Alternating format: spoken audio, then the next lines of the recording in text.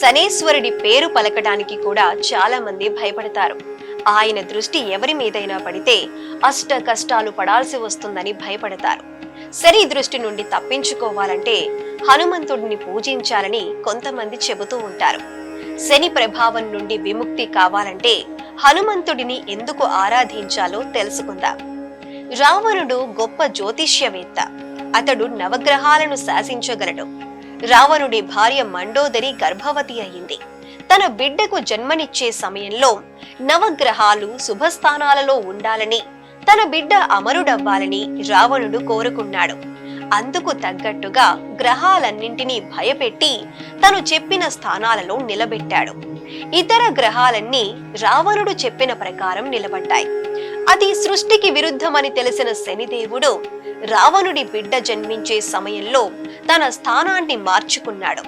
దాంతో రావణుడికి పుట్టిన కుమారుడు అర్ధాయుష్కుడయ్యాడు. దాంతో ఆగ్రహించిన రావణుడు శనిదేవుడి కాళ్లు విరగ్గొట్టి లంకలో బందీగా ఉంచాడు. అలా చాలా కాలం పాటు శనిదేవుడు రావణుడి లంకలో బందీ అయ్యాడు. ఒకనాడు మహాబలశాలి హనుమంతుడు శ్రీరాముడి కోరిక మేరకు సీతాదేవి కోసం లంకకు వెళ్ళాడు.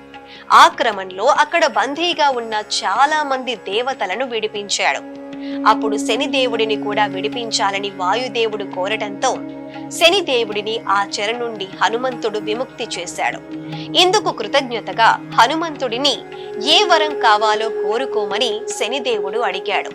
అందుకు హనుమంతుడు తనకేం వరం అక్కర్లేదని, సీతారాములు త్వరగా కలిస్తే అదే తనకు పెద్ద సంతోషమని చెప్పాడు. హనుమంతుడి మాటలకు సంతోషించి శనిదేవుడు ఇకపై ఎవరు హనుమంతుడిని ప్రార్థించినా వారు శని దోషం నుంచి విముక్తి పొందుతారని చెప్పాడు. అంటే హనుమాన్ భక్తుల వైపు శని కన్నెత్తి కూడా చూడడు. అందుకే శనివారం నాడు హనుమాన్ చాలీసా పఠించటం ద్వారా శని ప్రభావం లేకుండా చూసుకోవచ్చు. శని దోషం ఉన్నవారు హనుమంతుడిని తమలపాకులతో పువ్వులతో పూజిస్తే జీవితంలో అనుభవిస్తున్న కష్టాల నుండి గట్టెక్కవచ్చు.